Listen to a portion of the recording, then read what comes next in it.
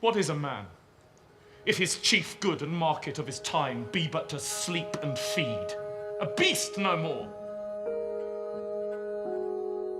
Hamlet is highly educated, highly analytic, very funny. Elsinore is show business, it's showtime. And Hamlet is constantly trying to get beyond show to the truth. He's an idealist within a world in which that is essentially frowned upon.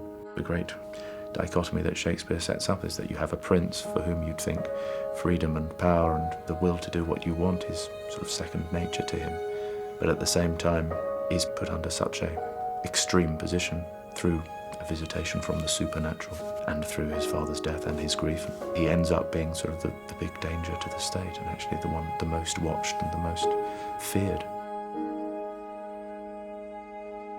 When Hamlet's talking to the audience, you can take it for granted that he is giving them a truthful frontline report about what he's feeling at the time he's talking to them. What's great about the soliloquies is that such is the watchedness of this state, where people can't speak their minds, to grant a character these 6, 7 soliloquies where you're able to say to an audience exactly how you are feeling. And I think that's why, despite his potential brutality at times, an audience should still care. But I think you do need to get an audience on side to tell them, I promise you I will be truthful.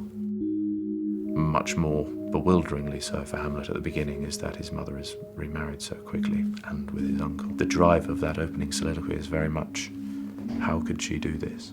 Not only sort of trampling on his father's memory, but also to do it with his uncle and within a month, rather than necessarily talking about how wonderful his father was. You know, a man in his 30s who loses his father, if it's the first time when a parent dies, then it's the biggest thing in your life. Remember me. In Elsinore or London, 1601, take your pick, ghosts do not appear. In our essentially rational world, what would it be like if somebody's ghost pitched off? Would you believe a ghost?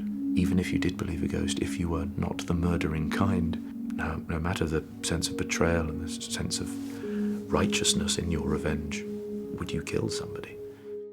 He's known as the delayer within the context of revenge tragedy.